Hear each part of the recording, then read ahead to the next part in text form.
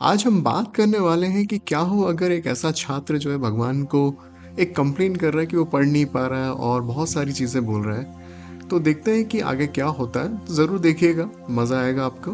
एक दिन एक छात्र आर्यन नाम का परीक्षा के एक दिन पहले बहुत परेशान था।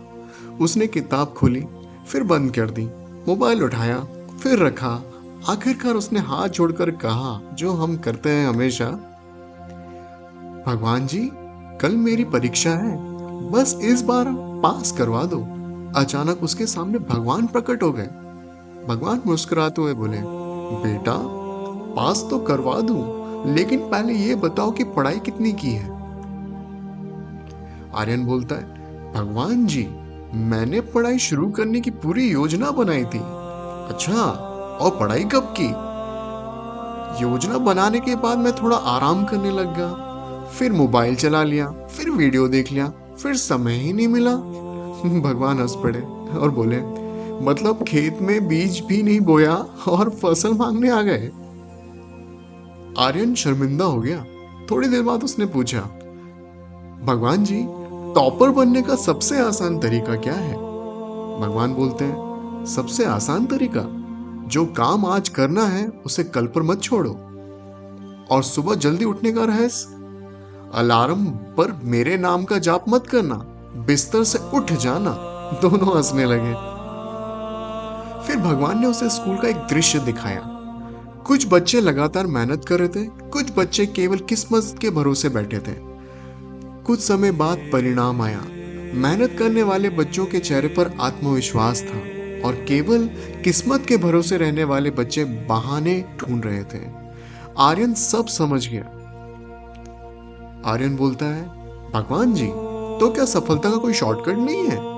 भगवान मुस्कुराए और बोले, शॉर्टकट केवल रास्ता छोटा करता है, मंजिल नहीं देता।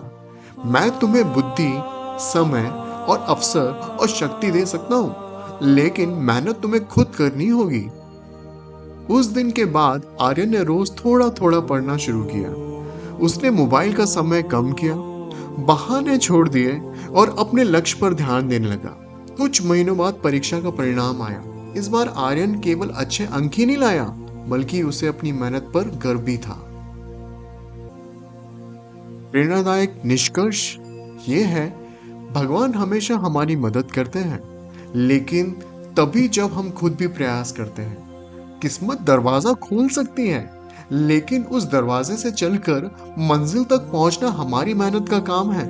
इसीलिए विद्यार्थियों, सपने बड़े रखो, बहाने छोटे रखो और मेहनत सबसे बड़ी रखो, क्योंकि भगवान उसी की सहायता करते हैं जो अपनी सहायता स्वयं करता है।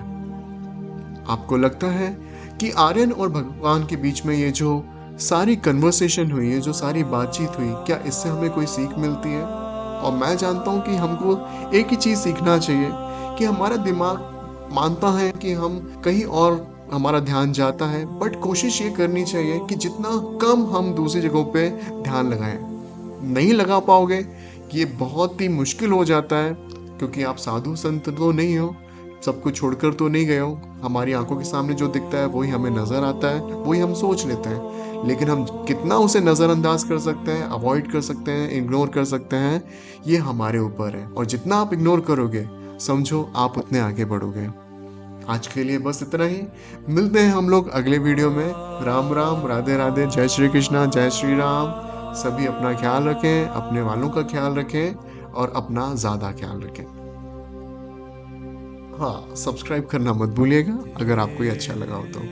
धन्यवाद।